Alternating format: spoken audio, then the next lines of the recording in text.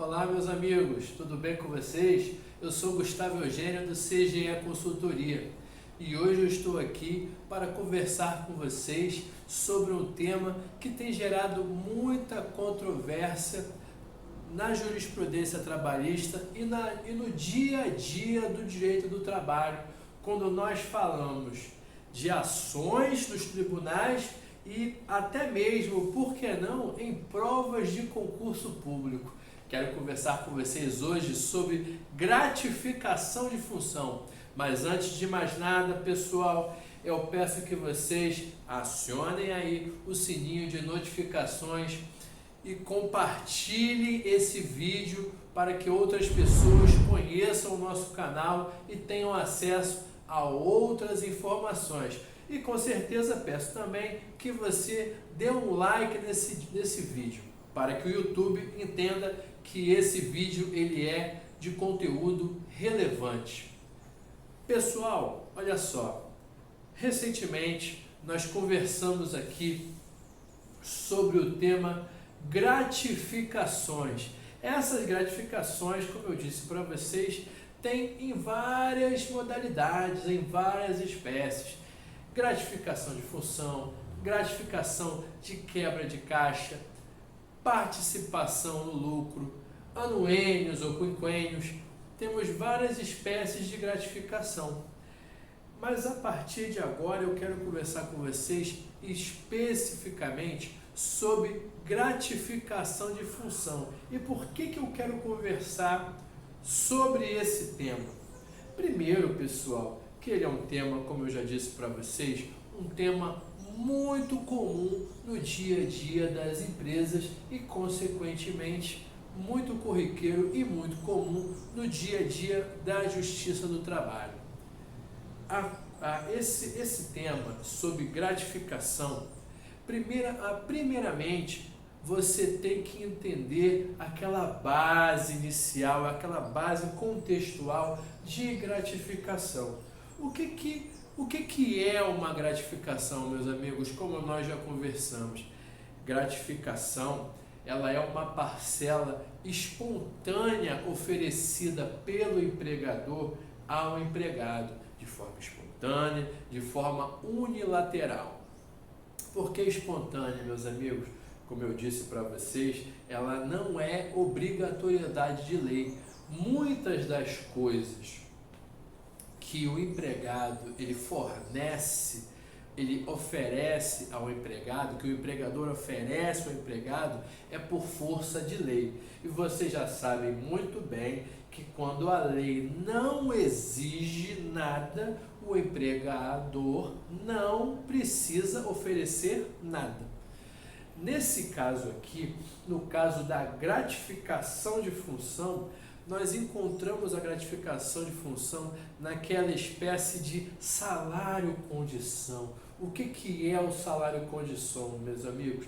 É aquele salário, é aquela remuneração que você percebe condicionada à realização de alguma atividade. Como eu disse para vocês no vídeo passado, esse salário-condição, por que salário-condição? Porque o funcionário, o empregado, que contratado pela CLT, ele exerce a função de confiança. A partir do momento do exercício da função de confiança, ele vai receber aquela gratificação. Perceba que, nesse caso, a gratificação ela está condicionada ao exercício do cargo de confiança.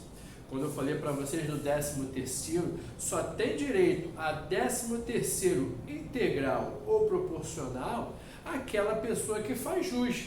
E quem faz jus ao 13º? Faz jus ao 13º aquela pessoa que trabalhou, realizou o serviço. Se uma pessoa entrou na empresa no dia 1º de janeiro, ela não vai receber o 13º do ano anterior. Da mesma maneira, se no mês de setembro a pessoa não realizou o exercício do cargo de confiança, ela não vai perceber aquela remuneração, aquela gratificação, porque é condicional. Falei para vocês também, meus amigos, que a gratificação de função, uma das suas características primordiais é a percepção de 40% do salário. Por que há essa percepção dessa gratificação?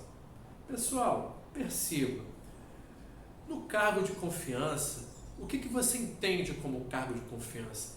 É aquela pessoa que o chefe, que o empregador entende que deverá exercer aquela atividade ali de maior responsabilidade. O empregador, ele não vai confiar em qualquer pessoa, ele vai confiar naquela pessoa que ele entende que vai vestir a camisa, que vai ser mais responsável. Ele vai gratificar aquela pessoa, aquele empregado, talvez, porque aquele empregado, ele pratique atos especiais, ele pratique atos específicos, porque você há de convir, meus amigos, que nem todos os funcionários, por mais que eles sejam capacitados, nem todos os empregados, eles exercem com a mesma qualidade determinada tarefa. Existem até algumas tarefas que só são realizadas por funcionários específicos, seja porque ele se capacitou profissionalmente, seja pela sua experiência. Existem coisas que alguns empregados fazem, que outros empregados não fazem. Isso faz parte do dia a dia empresarial. Então, seja pela realização de uma atividade especial ou pela realização dessa atividade em caráter de responsabilidade maior, ele irá perceber essa gratificação. Como eu disse para vocês, meus amigos, no cargo de confiança não cabe hora extra. É da responsabilidade dele, provavelmente, ficar alguns minutos ou 1 hora a mais no local de trabalho. Tanto que ele é o chefe do setor, ele é o coordenador, ele é o supervisor. É o cargo de confiança, exige dele isso. Então, daí você percebe o salário condição. Essa condição está atrelada a tudo isso, né? Como eu falei com vocês também, além do salário condição, essa contraprestação. Ele recebe os 40% de gratificação porque ele exerce aquela atividade. A partir daí, meus amigos, entendido toda essa conceituação básica da gratificação, nós temos que entender que a gratificação de cargo de confiança, de função, ela tem essas características. Esses 40% que todos nós já sabemos que isso aí tem que estar no nosso dia a dia, a gente tem que conhecer isso. Mas alguns aspectos da prática do cargo de confiança geram muitas controvérsias, meus amigos. Nós sempre seguimos o direito do trabalho, sempre seguiu o entendimento da súmula 372 do Tribunal Superior do Trabalho. Porque olha só, meus amigos, o que eu quero que vocês entendam é o seguinte: ninguém obriga a ninguém a trabalhar, nenhuma empresa é obrigada a permanecer com o empregado, nenhuma empresa é obrigada a promover o empregado e, da mesma maneira, essa mesma empresa também não será obrigada a permanecer com esse empregado no cargo de confiança se ela não mais quiser, seja porque ela entende que esse empregado não faz mais jus ao cargo de confiança, seja por alguma reestruturação. Esse cargo de confiança, ele não gera estabilidade, mas o entendimento da jurisprudência era o seguinte, meus amigos, a súmula 372 do TST, ela nos fala que esse exercício da função de confiança realizado por 10 anos ou mais garantia a esse empregado a incorporação dessa gratificação no patrimônio do empregado. por força do princípio da estabilidade financeira. O que o TST entendia nesse aspecto? A partir do momento que o empregado permaneceu por mais de 10 anos percebendo um salário acima do status, o seu status ele estava mais alto, o valor que ele recebia com essa gratificação de 40% era bem mais alto do que ele perceberia normalmente. Ele mudou o seu status financeiro, ele cresceu o seu padrão financeiro, então ele não poderia mais retornar, ele não se acostumaria, porque a vida, o dia a dia desse trabalhador já estaria ali inserido e incorporado. Tudo que ele faz é com base na ideia e na segurança jurídica de percepção daquela remuneração. Então, a partir do momento que fosse lhe suprimida essa gratificação, haveria ali uma ilegalidade. Esse era o entendimento do TST. Em que pese o TST nunca proibir que a empresa revertesse aquele funcionário ao cargo anteriormente ocupado. Tem que ficar claro o seguinte, como eu já disse, a empresa que tem o poder diretivo, ela define quem comandará a empresa. Então, se a empresa, por qualquer motivo, entender que determinado funcionário não deve mais permanecer no cargo de confiança, isso não tem problema nenhum. A empresa naturalmente vai revertê-lo ao cargo de confiança. Tirar ele do cargo de confiança e colocá-lo ao cargo anteriormente ocupado. Outra questão era nessa questão da incorporação dessa gratificação, que já estava sedimentada e pacificada no TST. Contudo, após a reforma trabalhista, meus amigos, o artigo 468 da CLT, parágrafo 2º, falou o seguinte, meus amigos. Ele veio mudando totalmente o entendimento. O artigo 468 falou que não há incorporação dessa gratificação, meus amigos. Mudou totalmente o entendimento. E agora, pessoal, eu quero deixar claro para vocês o seguinte. Como eu disse para vocês, como há a súmula 372 e tem um da CLT, que fala que incorpora quando aquele empregado permanece no cargo de confiança por 10 anos ou mais, e a lei nos informa que não incorpora ao patrimônio do empregado essa gratificação. E como é que vamos fazer nesse sentido, meus amigos? O que irá prevalecer? É essa a grande dúvida dos alunos que prestam concurso, prova do OAB e também até para os advogados. Cá entre nós, meus amigos, você advogado, seja advogado de reclamante, você que conhece o raciocínio jurídico do advogado de reclamante ou de reclamado, você sabe muito bem que quando você é advogado do reclamante, você vai sustentar a súmula 372 do TST. Agora, quando você é advogado da empresa, advogado da reclamada, você vai sustentar justamente o contrário. Você vai sustentar a inovação trazida pela CLT no artigo 468. E agora, meus amigos? Quando você é um estudante e está ali para fazer uma prova, qual é o entendimento que você vai colocar? Até porque a súmula 372, ela não foi cancelada. Ela ainda está vigente. Se ela tivesse sido cancelada, não teria problema algum. A gente já entenderia que o Tribunal Superior do Trabalho não estaria mais aplicando-a.